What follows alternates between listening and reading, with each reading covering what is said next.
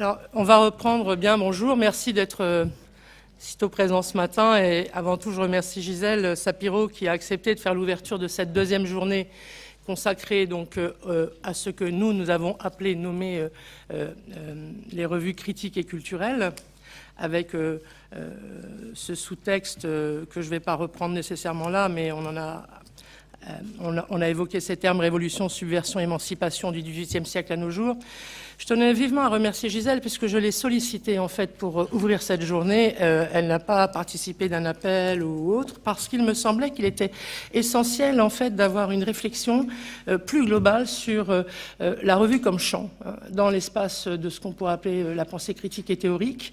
Et je connaissais ses travaux d'abord sur l'édition, sur la mondialisation. Elle est directrice d'études au CNRS, au Centre national de recherche scientifique, mais aussi tu es membre de l'Académie Européa. Et tu as beaucoup travaillé sur la vie intellectuelle européenne et aussi sur la sociologie de la littérature. Tu as co-dirigé Pierre Bourdieu, sociologue. Tu as travaillé et tu as fait des travaux essentiels, me semble-t-il, sur la question du marché de la traduction en France à l'heure de la mondialisation. C'est par toi que j'ai appris certains équivalents un peu spécifiques quant au fait que, par exemple, dans certaines régions du monde, je pourrais nommer, par exemple, j'avais vu ça dans ton étude qui m'avait... j'avais été stupéfaite de voir que l'édition de la Catalogne équivalait à ce que, si je ne me trompe pas, l'Afrique du Nord et ce qu'on appelle l'Asie de l'Ouest produisaient à un moment. Donc on voyait des régions qui étaient très pauvres en termes d'édition et des régions qui l'étaient beaucoup plus. Mais là, ce qui me fait très plaisir dans ta présence ici, c'est d'abord la solidarité que tu as avec notre projet. Ça me tient à cœur très fortement, parce que tu connais les enjeux de ce que sont ces espaces critiques que sont les revues. Donc je vais te laisser, en fait, à partir de ton intervention, le rôle des revues dans l'autonomisation et l'internationalisation du champ intellectuel. Je vais te laisser donc un long moment de présentation, et puis après on prendra quelques questions dans la salle. Mais je suis ravie, en plus de presque l'inédit que tu nous proposes aujourd'hui. Voilà. Merci beaucoup. Je rappelle aussi qu'une de tes autres qualités, quand même, c'est que tu n'es pas étrangère aux objets visuels. Hein. Tu es aussi quelqu'un qui a, par goût, par histoire et par aussi environnement, une proximité forte avec les arts visuels. Ça compte quand on s'intéresse au texte. Merci beaucoup, Zaya, de cette présentation très généreuse. Et merci de cette invitation que j'ai acceptée parce que je trouve que ce projet est vraiment formidable et je trouve que l'expo est superbe. Voilà. Donc, alors moi, je suis pas du tout spécialiste. Enfin, je suis spécialiste au départ vraiment de la France et de la littérature française. Et c'est essentiellement de ça que je vais parler. Mais en parlant de ça, je vais essayer de justement faire des propositions de généralisation qui peuvent s'appliquer à d'autres espaces et d'autres moments. La revue a été un instrument majeur d'autonomisation du champ intellectuel, tant par rapport aux contraintes politiques et religieuses que par rapport aux logiques économiques imposées par le marché de l'imprimé. Le lieu d'échange et de discussion entre pairs, les revues constituent aussi un lieu de diffusion et de consécration des productions intellectuelles et artistiques selon des logiques propres aux univers culturels.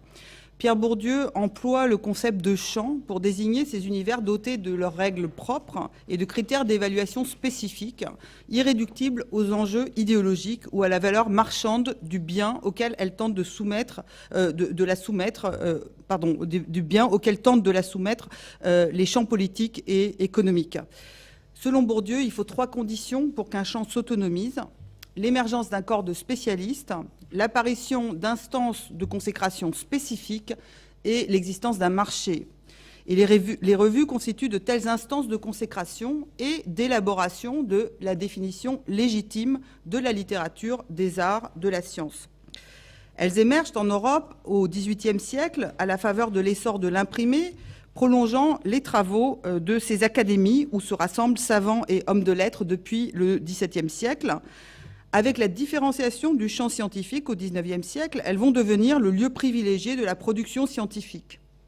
La création des revues accompagne l'émergence de nouvelles disciplines comme la sociologie en France. Vous voyez ici l'année sociologique qui était le lieu d'affirmation de l'école durkheimienne, puisque ce sont des lieux d'affirmation de nouvelles écoles. Dans le monde littéraire et artistique, les revues sont aussi un espace d'affirmation et de légitimation de nouvelles écoles, à l'instar du Mercure de France pour le symbolisme. Puis, ça va être aussi un lieu d'affirmation pour les avant-gardes, tels que le groupe surréaliste qui lance en 24 sa revue La Révolution surréaliste. Si les revues inter- ou transnationales sont rares, et il y a eu des tentatives dans les années 80 qu'on peut rappeler avec la Lettre internationale et aussi la revue Libère lancée par Pierre Bourdieu, les revues n'en sont pas moins des lieux d'internationalisation de la vie intellectuelle par la traduction et la recension d'œuvres produites dans d'autres langues et pays. La revue des Deux Mondes fut fondée en 1829 pour favoriser les échanges entre la France et les autres pays sur le plan des idées. Très liée à l'Académie française et au champ du pouvoir, elle deviendra un instrument de la diplomatie culturelle. Cette internationalisation s'observe aussi dans les espaces plus autonomes que sont les revues scientifiques. Les comptes rendus d'ouvrages en anglais et en allemand dans l'année sociologique en sont une belle illustration en cette fin de siècle qui voit l'essor des congrès internationaux, autre instance d'échange et de débat spécifiques de la vie intellectuelle. À la faveur de la libéralisation politique, les revues prolifèrent sous la Troisième République. Cependant, l'expansion sans précédent des professions intellectuelles et de l'imprimé à la fin du XIXe siècle pose à ces petites entreprises fragiles et vouées à péricliter en l'absence de ressources le problème de leur survie.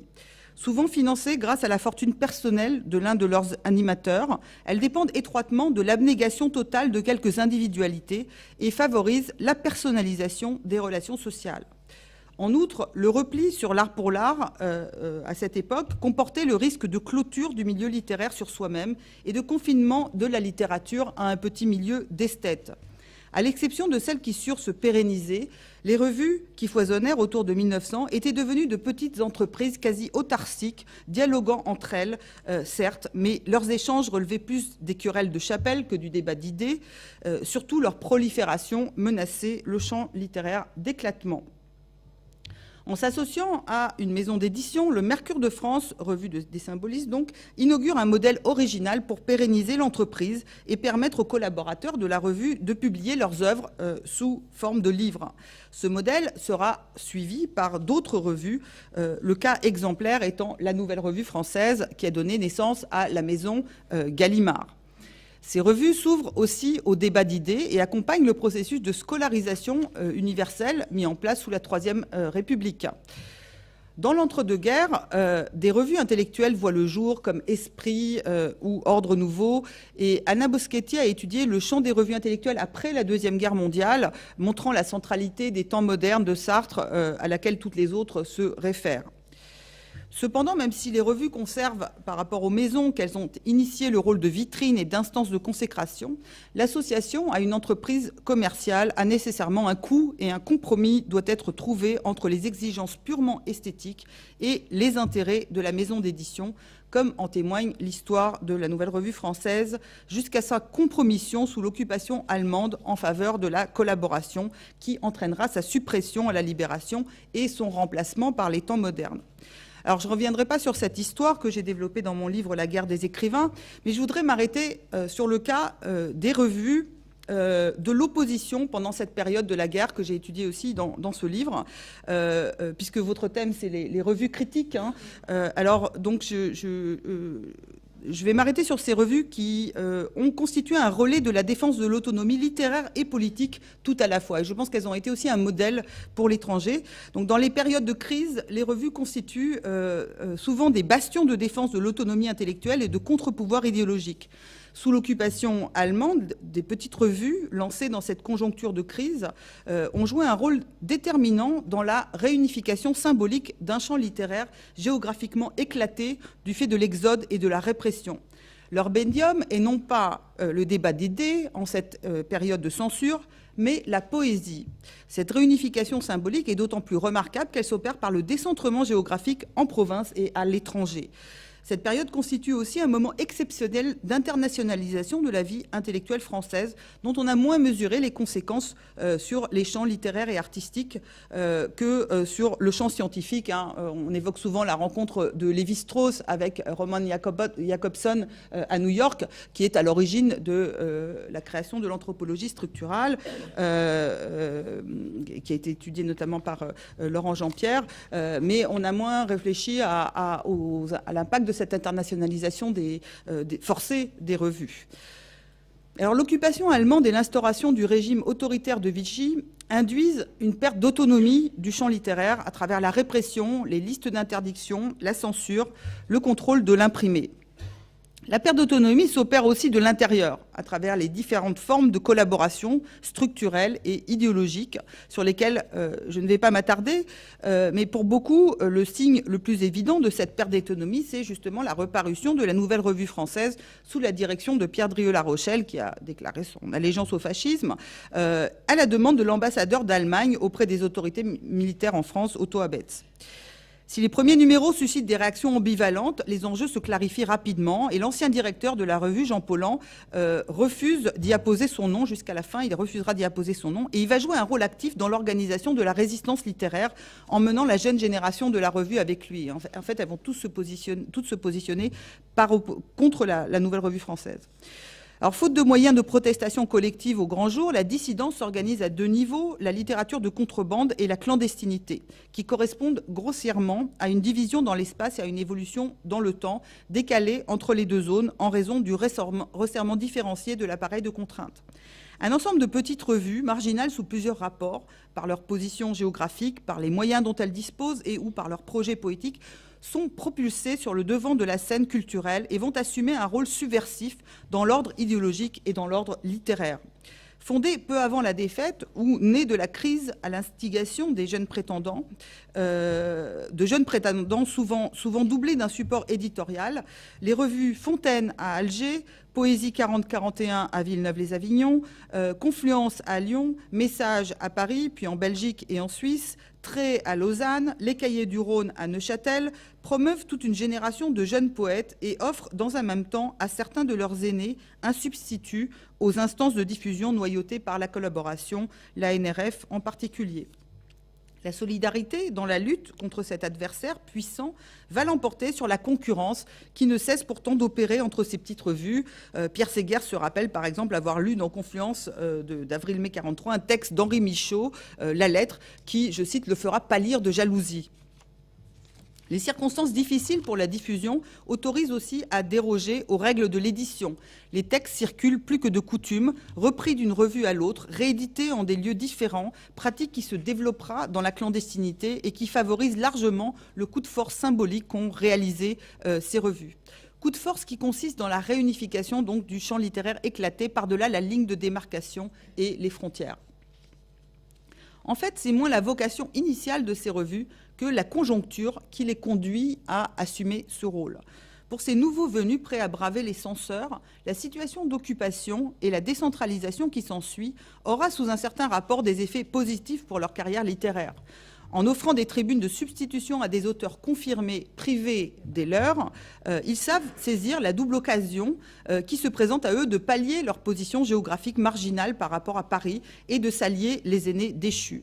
Ils n'ont rien ou peu à perdre, à la différence d'une structure préexistante comme les Cahiers du Sud que Jean Ballard publie à Marseille. Alors, je vais pas développer sur les Cahiers du Sud, juste pour dire que, en fait, à force de prudence, finalement, les Cahiers du Sud se marginalisent et ce sont les autres revues qui vont jouer le rôle vraiment subversif.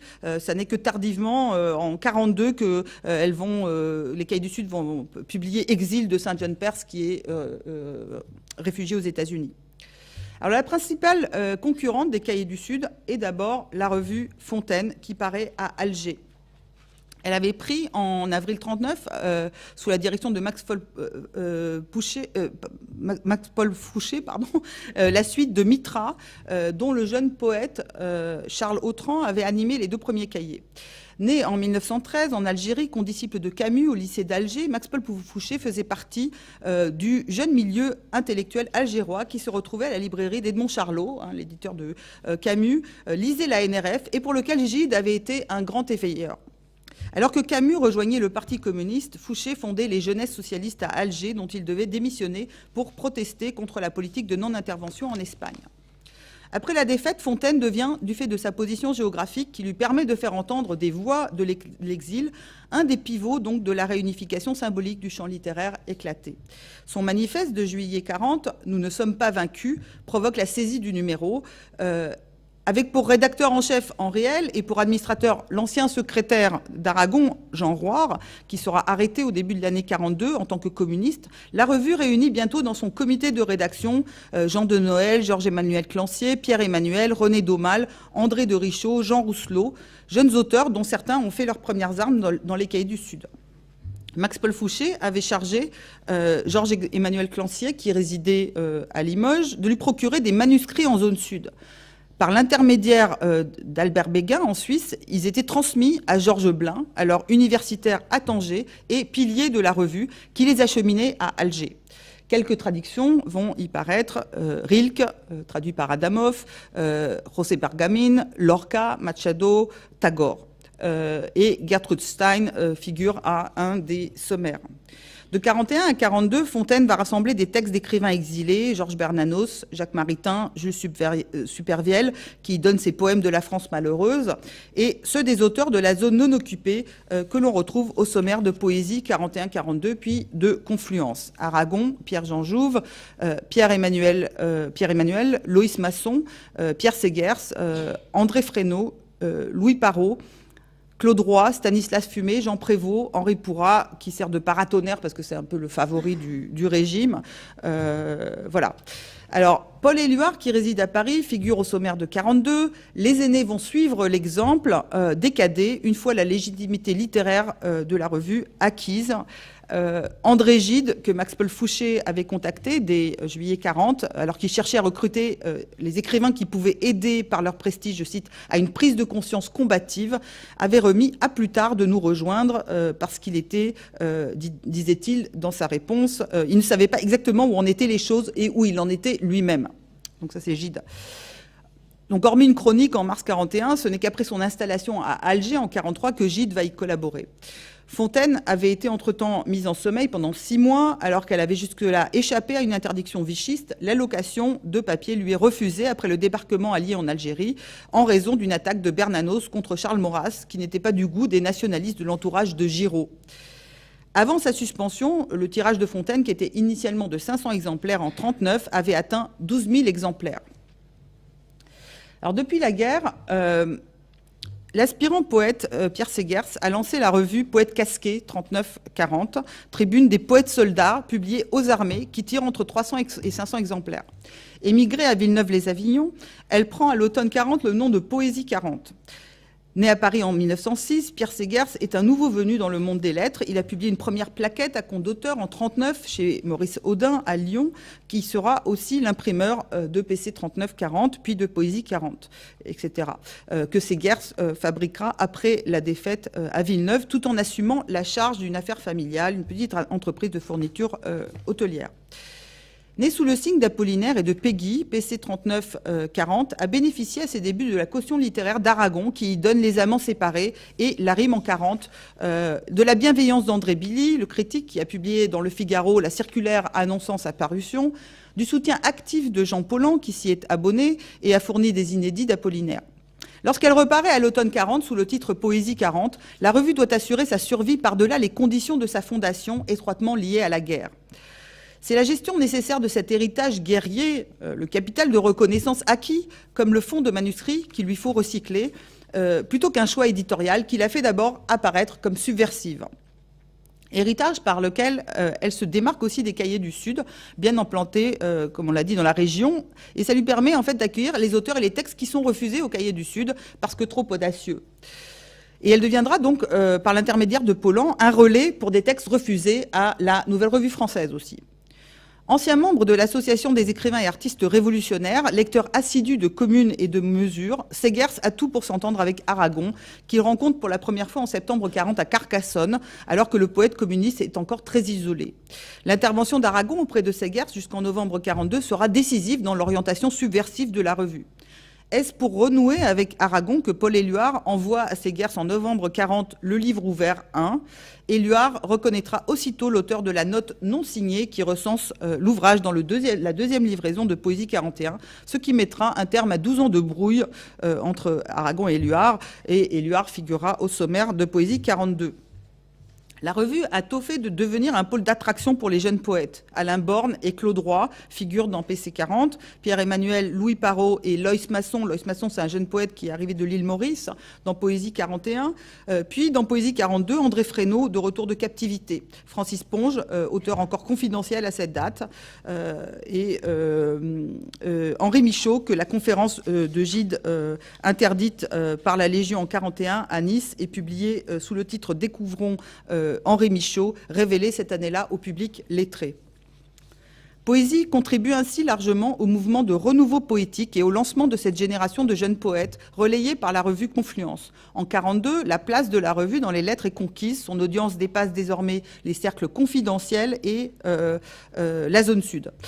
Après la caution de Gide, d'autres aînés consacrés acceptent de la parrainer. Duhamel répond à une enquête sur Rimbaud, Mauriac qui publie son fragment d'Endymion, et ils lui font décerner cette année-là un prix de poésie de l'Académie française. C'était un moyen de subsistance de décerner ces prix. Duhamel lui fait en outre verser une bourse de 10 000 francs par l'association au service de la pensée française qu'il dirige. À la Libération, Gallimard offrira à Segers de reprendre Poésie 44 à son compte, offre que celui-ci va décliner pour lancer sa propre maison d'édition de poésie. Si le cœur du projet est la poésie française, la revue publie une quinzaine de traductions entre 40 et 43, selon mon comptage, manière d'accumuler du capital symbolique et de faire retentir des voix poétiques d'ailleurs. De John Donne, Goethe et Hölderlin à Faulkner, Lorca, Machado et l'Uruguayen Juan Burgui, c'est le seul non-occidental, entre guillemets, à part Tagore, en passant par le poète américain Alan Seeger, qui est mort pendant la Première Guerre mondiale alors qu'il servait dans la Légion française étrangère. L'union pour la poésie, telle est la devise de Poésie 41, qui la distingue selon Segers du projet de Fontaine, revue de la nouvelle poésie française. Différence fondamentale qui fait que nos revues se complètent au lieu de se superposer. C'est Segers qui explique. Entre Fontaine et Poésie 41, une division du travail semble se faire jour, tandis que la première s'efforce de regrouper les voix de l'exil et celle de la seconde et celle de la zone sud, pardon. La seconde se donne pour objectif de réunir les poètes des deux zones. Poésie 41-42 rendra un hommage constant à Fontaine, même quand elle s'y opposera à propos du numéro spécial intitulé « De la poésie comme exercice spirituel » qui confine la poésie à la quête de l'éternel et lui dénie le droit de s'ancrer dans l'événement. Elle saura aussi encourager les efforts d'une nouvelle revue, Confluence. Alors, s'ouvrant sur une profession de foi qui refuse à l'écrivain la tour d'ivoire comme l'engagement partisan, Confluence se veut une revue culturelle, moins spécialisée que Poésie 40, largement calquée sur le modèle de l'ancienne NRF, dont elle ne manque pourtant pas de condamner la tendance à l'art pour l'art. Elle présente aussi bien des essais philosophiques, des études critiques sur l'art et sur la littérature que de la prose et de la poésie, à laquelle elle réserve tout de même en moyenne 20% de son espace. Il y a aussi une rubrique du mois. Alors, les premières livraisons de cette revue, qui est fondée en juillet 41, dégagent par moments des accents nettement vichistes. Et même après sa reprise officielle en octobre 41 par René Tavernier, qui lui donne une orientation nouvelle, la revue, sous-titrée Revue de la Renaissance française, laisse échapper quelques notes discordantes, par exemple un éloge des paroles aux Français et de leur auteur, le maréchal Pétain, par Tavernier lui-même. À l'automne 41, l'équipe de Confluence se limite encore à un cercle d'amis et d'anciens condisciples de René Tavernier. À côté de quelques traductions, Blake, Rilke, Hölderlin, Gogol, la revue s'enrichit des contributions de la jeune génération de poètes révélés par Poésie, Pierre-Emmanuel, Alain Born, et à partir de 1942, de celle d'Aragon, dont le poème Nymphée, paru dans le numéro 12 en juillet, lui vaut d'être provisoirement suspendu. Et aussi contribution d'Éluard en octobre 1942. Parallèlement, elle entre en contact par l'intermédiaire de Roger Vaillant avec les milieux des rédacteurs de Paris, avec le milieu des rédacteurs de Paris Soir replié à Long, et deux de ces rédacteurs, des rédacteurs du journal, font leur entrée à Confluence, Louis-Martin Chauffier et Jean Prévost, qui va mourir dans le Vercors peu de temps après. De janvier à juin 1943, Aragon séjourne chez René Tavernier à Montchat, 6 mois pendant lesquels il apporte une aide considérable à Confluence. C'est sans doute lui qui introduit Joé Bousquet, Claude Roy et Georges Sadoul, alias Claude Jacquier. Ils tiendront respectivement des chroniques de livres, de théâtre et de cinéma. En 1944, le tirage de Confluence aura atteint 5000 exemplaires, celui de poésie près de 5000, alors que les Cahiers du Sud stagnent à 4000. Initiateur de la pratique littéraire. Je dis, c'est pas mal. Oui, bah oui. Bah oui, et pour des revues de poésie. Hein. Initiateur de la pratique de la contrebande littéraire, Aragon est le grand orchestrateur de ce renouveau poétique. Passeur de textes, il cite Segers, puis Tavernier, maintient des contacts avec Max-Paul Fouché, contribuant largement à la légitimation de leurs entreprises. Il cautionne aussi les jeunes poètes qui se regroupent autour de lui. Face à ce chef charismatique d'une nouvelle génération de poètes, que Drieux, Drieux, qui aspirait secrètement à s'attacher des disciples, en fait, voit la position qu'il essaie de conquérir à travers la nouvelle revue française s'effondrer, en fait. Donc, il voit que tout a basculé vers Aragon et ses petites revues. Alors, les difficultés de communication entre les zones jusqu'à l'occupation totale du territoire en novembre 1942 font qu'on les écrivains du refus, qu'on les appelait comme ça, hein, les écrivains du refus, enfin on les a appelés après la guerre comme ça, qui résident en zone occupée, sont coupés des tribunes de la zone dite libre, mis à part les aînés les plus sollicités et dont la mobilité est plus aisée du fait de leur notoriété, comme Mauriac, Duhamel ou Valéry. Les plus jeunes restent en marge du mouvement impulsé par les revues subversives, même s'ils s'identifient à lui. Je cite Jean Lescure dans ses mémoires. « De la zone sud, nous parvenaient quelques précieux exemplaires de Poésie 41 de Fontaine, aussitôt dévorés, copiés, circulant comme 1000. » Or, pour les mêmes raisons, Jean Paulhan se trouve en partie dépossédé de ce mouvement de renouveau poétique qu'il a contribué à initier, en imposant Aragon poète pendant la drôle de guerre, en apportant son soutien à PC 39-40 de Segers, en publiant aussi le crève-cœur d'Aragon dans la collection Métamorphose en 1941. Ces tentatives à Paulhan pour faire reparaître la revue Mesure sont restées vaines et il avait un projet de revue alternative, Prométhée, alternative à la NRF, qui a avorté. La collection Métamorphose qu'il dirige chez Gallimard est pour l'heure le seul lieu à partir duquel il peut continuer d'orienter les tendances de la littérature. Et cette collection va consacrer les principaux représentants de la nouvelle génération de poètes qui émergent dans ces années. Je cite encore Jean Lescure, « La collection Métamorphose faisait saliver tout le monde ». Et il raconte Père Emmanuel, quand il m'annonce que Paulhan lui a demandé un texte pour Métamorphose, il est au 7e ciel et moi aussi. Alors Paulhan, il publie en effet en 1942 Le parti pris des choses de Francis Ponge, Orphique de Pierre Emmanuel, en 1943 Le témoin invisible de Jean Tardieu, Au mal de Michel Léris. En publiant Pierre Emmanuel, qui n'est pas un auteur maison de chez Gallimard, à la différence des 3 autres, la collection entérine le verdict des petites revues de l'autre zone et des nouvelles éditions créées par Pierre Segers. Et donc c'est une consécration qui rejaillit sur tout ce mouvement de renouveau poétique de la zone sud au détriment de la NRF de Drieux-La Rochelle. D'ailleurs, cette publication va susciter un article de Drieux où il constate son échec en fait dans la NRF. Quand Jean Lescure, alors âgé de 30 ans, vint trouver Jean Paulhan à la fin 1941 pour lui annoncer qu'il voulait faire une anti-NRF, qu'il intitulerait la NPF, Nouvelle Poésie Française, en dessinant le F à la manière du sigle de la NRF, il pensait qu'il allait se faire mettre à la porte. Et il fut tout surpris de s'entendre répondre « Ah, c'est intéressant ». Il a marché tout de suite, se souvient-il. L'étonnement de Jean Lescure révèle combien les circonstances particulières de l'occupation rendaient possible l'improbable. Que cette offre soit bienvenue à un moment où Paulhan est dépossédé de toutes les tribunes littéraires où il régnait en maître, en témoigne l'investissement qui va être le sien dans cette revue. Cette revue qui reprend finalement le titre que Jean Lescure de celle que Jean Lescure dirigeait avant la guerre, la revue Message, avec pour sous-titre Cahier de la poésie française. Grâce aux 700 francs de rente que lui donnaient ses parents et aux contributions de Paul Baudin et Georges Saunier, Jean Lescure avait pu réunir les 3000 francs nécessaires au lancement de la revue. Jean Paulin lui obtint un financement. Jean Flory avait trouvé un imprimeur à Thouars. Tiré à 500 exemplaires, le premier numéro de Message paraît en mars 1942. Intitulé Éléments, il comprend entre autres des textes de Pierre-Emmanuel, Jean Grenier, Jean Follin, Guilvic et Benjamin Fondane, le poète d'origine juive roumaine qui sera déporté en 1944 à Auschwitz, où il trouvera la mort. Le comité de rédaction de la revue est composé de Paul Baudin, Pierre-Emmanuel, Jean Lescure, Georges Saunier, avec pour secrétaire de rédaction Alexandre Astruc. Jean Lescure s'était lié d'amitié avec Pierre-Emmanuel avant la guerre par l'intermédiaire de Pierre-Jean Jouve. Ils ont repris contact par carte interzone après l'armistice. Pierre-Emmanuel lui a demandé des textes pour Poésie 40-41 et pour Fontaine. Il accepte d'entrer dans le conseil d'administration de Message, se donnant pour mission d'être, je cite, l'agent de liaison des poètes de zone occupée et de zone non occupée. En zone sud, Pierre-Emmanuel se heurte cependant à la méfiance des écrivains. Loïs Masson figure néanmoins au sommaire du second numéro, ainsi que Francis Ponge, qu'a recruté Jean Paulin. Guilvic, que Jean Lescure avait rencontré par l'intermédiaire de Jean Follin et qui avait repris contact avec lui au début de l'occupation, prospecte quant à lui auprès des auteurs de la maison Gallimard, parmi lesquels les collaborateurs de la NRF de Drieux. Il obtient ainsi l'accord sans réserve de Jean Follin, d'Henri Thomas, de Jean Tardieu et l'accord de principe, non sans hésitation, de Queneau et de Léris.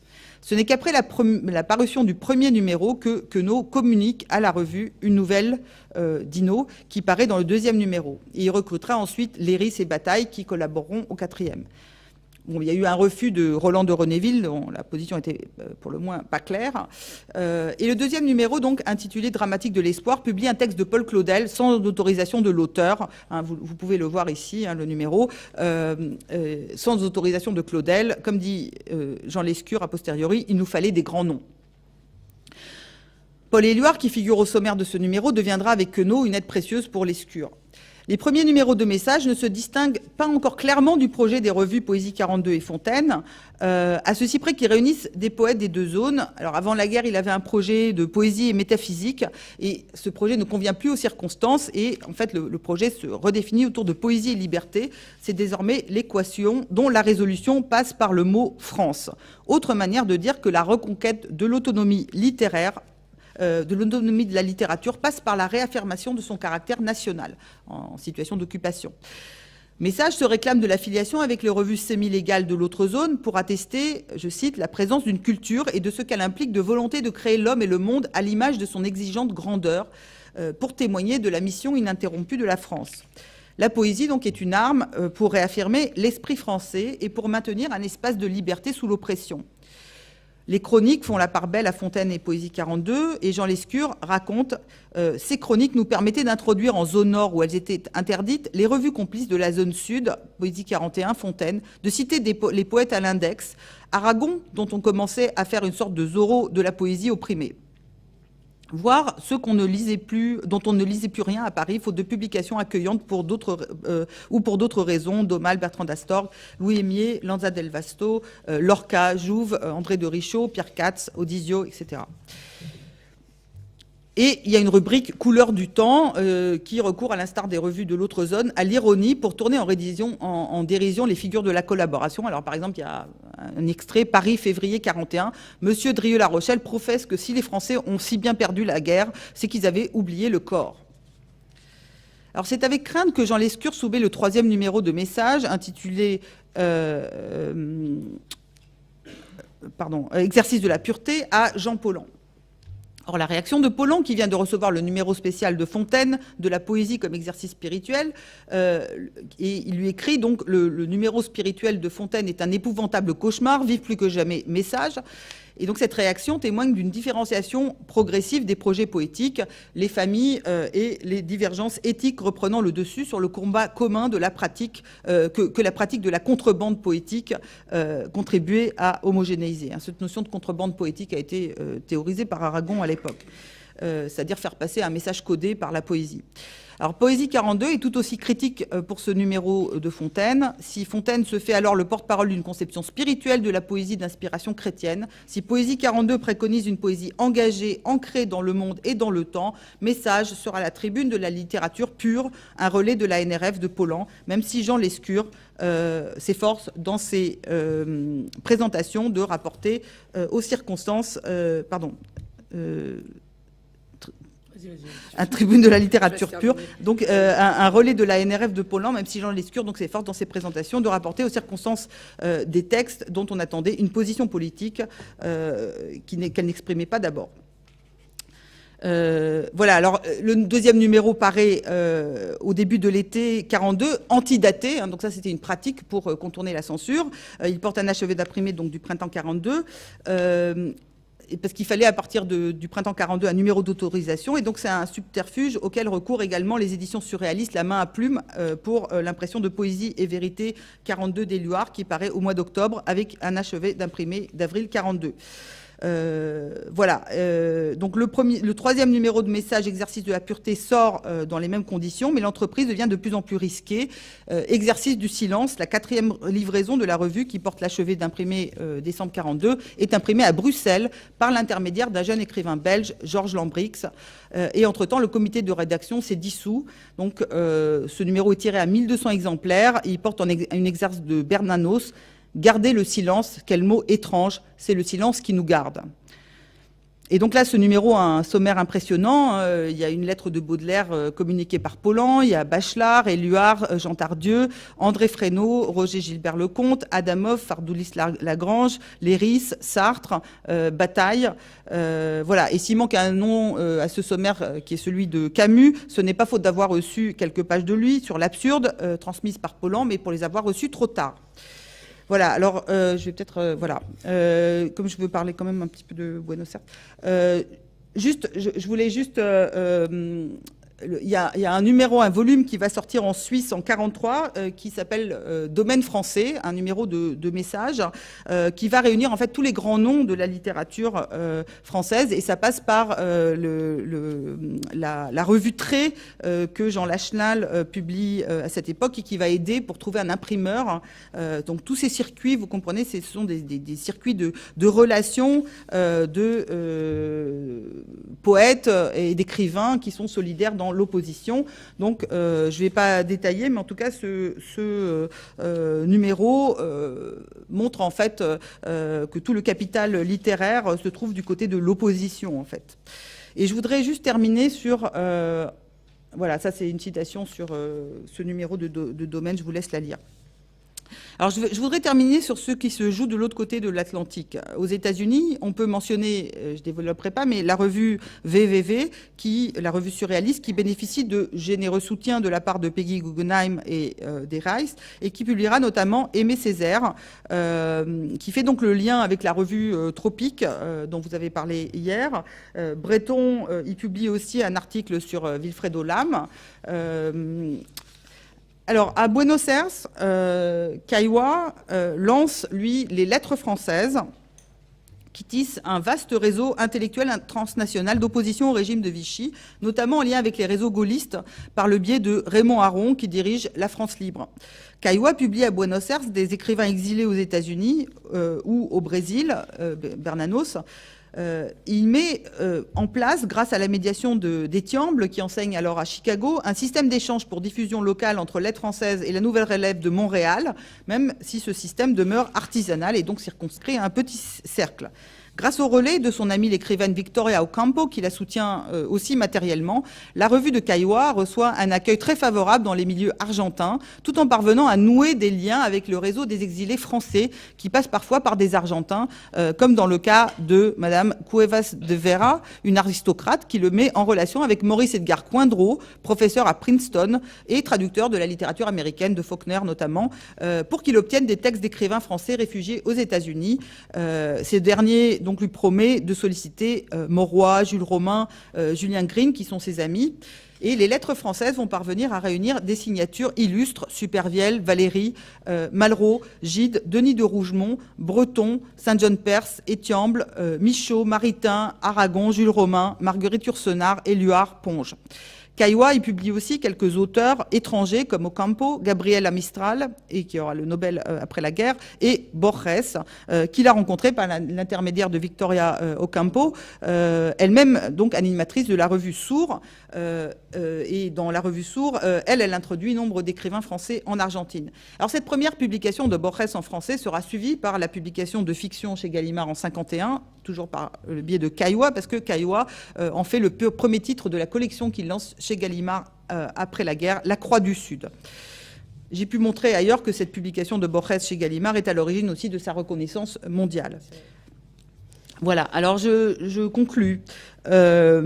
On voit le rôle inséparablement littéraire et politique de ces petites revues, pourtant faiblement dotées en capitaux économiques et symboliques au départ, sans parler de leur fragilité sur le plan idéologique dans cette période de censure.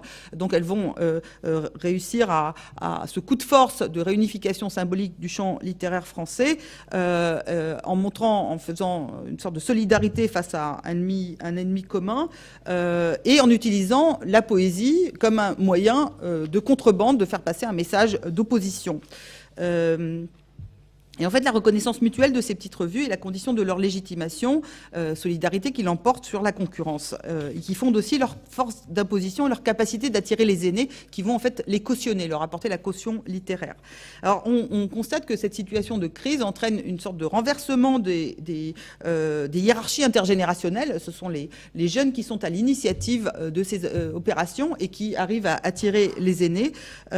Renversement aussi des rapports de domination générique, puisque la poésie a été complètement marginalisée depuis le développement du marché de l'imprimé, marché du livre au début à la fin du 19e siècle, où le roman est devenu dominant. Et en fait, la poésie retrouve une sorte de rôle qui est au-delà des petits milieux d'avant-garde.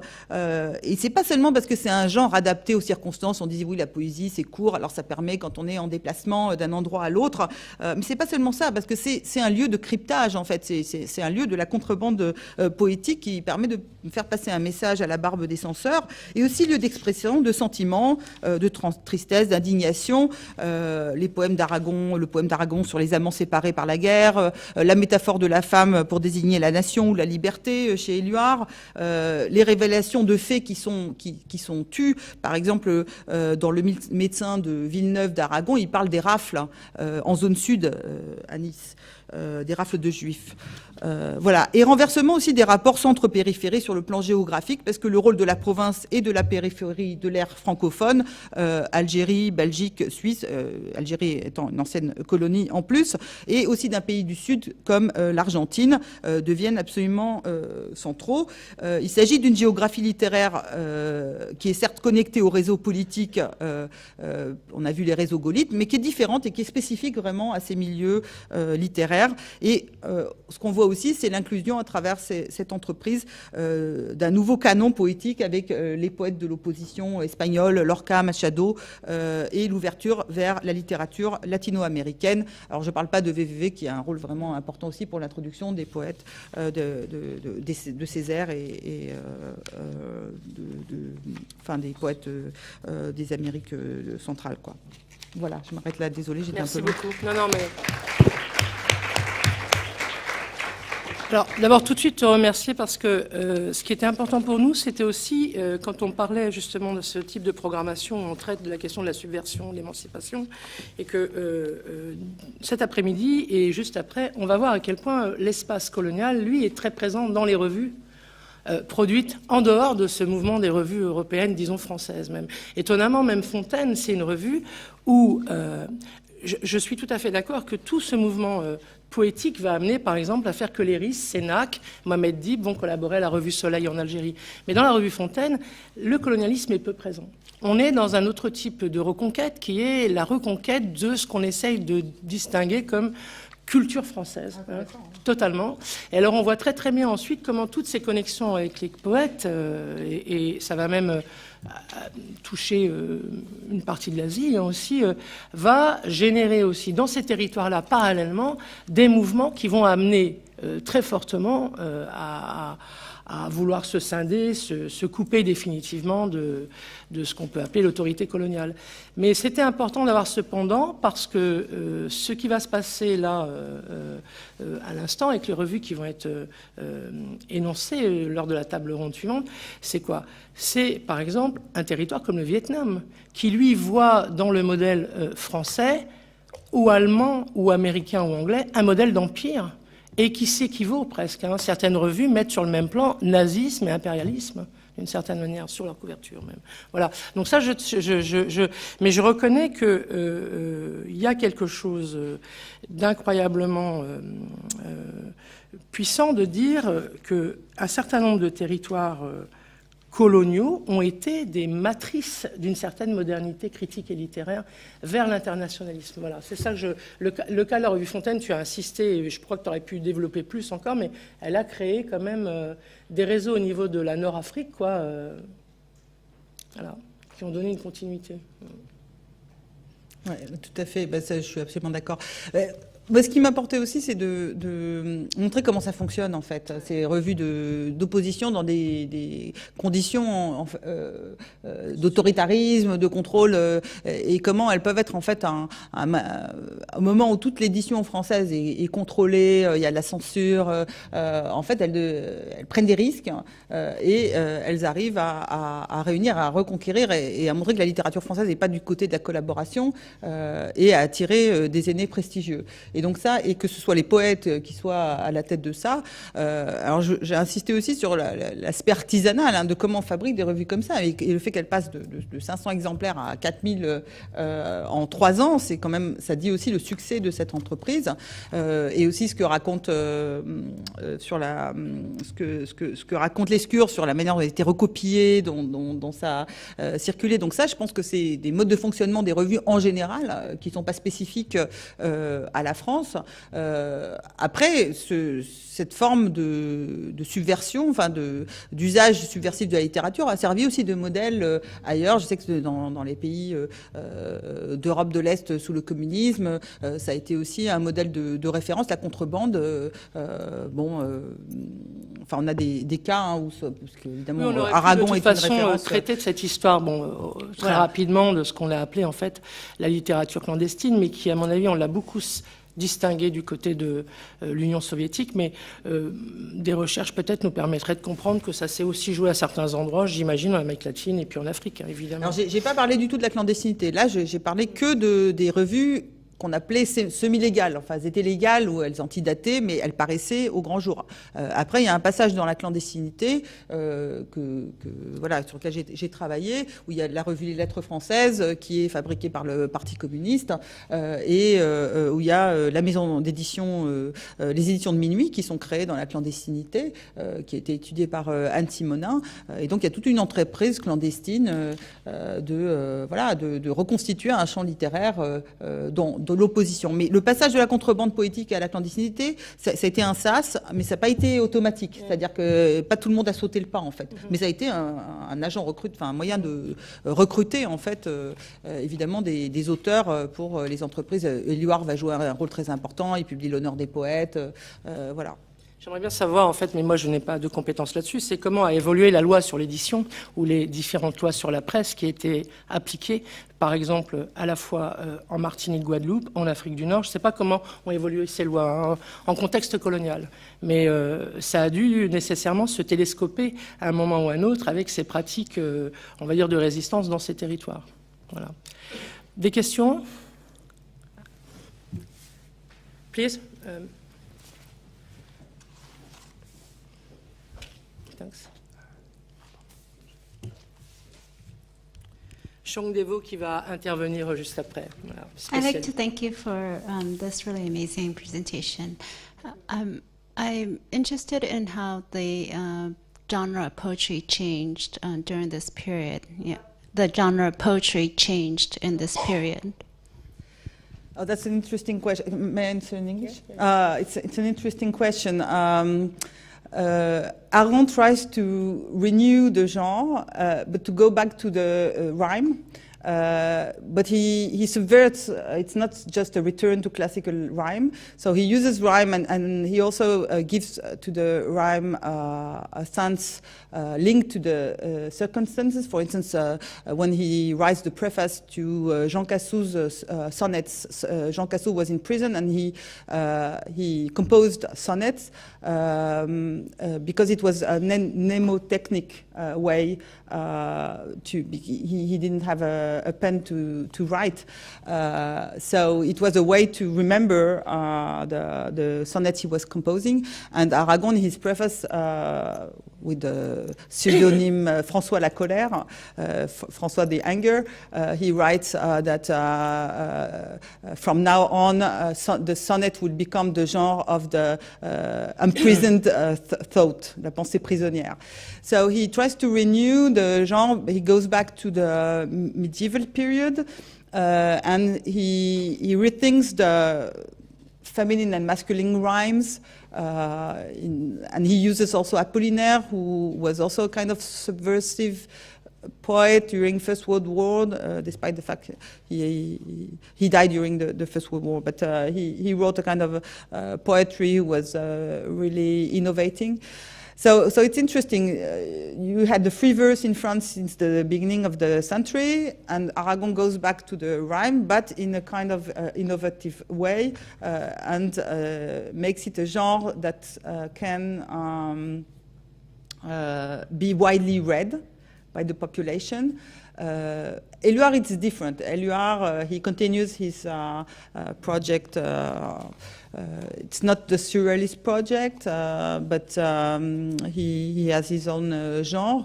But still, he will write this poem, very well-known, Liberté. I don't know if you translate it freedom or liberty. That will be parachuté. Ça a été parachuté dans from planes. Ouais. So it's a symbol, of course. And the poem, it was supposed to be, first he wrote it as a kind of a love poem and it turned out that as he was writing, it was more and more addressing not the loved woman, but the notion of liberty. Bon, ben, je vous remercie tous là, et je te remercie vraiment, Gisèle, de ce... Moi, voilà, je crois que... Je voulais juste m'excuser de ne pas avoir été là hier, mais j'ai mes 2 séminaires qui commençaient. Non, je te remercie. Et puis surtout, tu as parlé de Victoria Ocampo, et c'est vrai que sur d'autres revues ont participé de la constitution d'une sorte de ce qu'on appelait d'international presque post-surréaliste dans le courant des années 50, qui va soutenir après tout le mouvement des Insoumis et aussi le manifeste des 121. Voilà. Merci.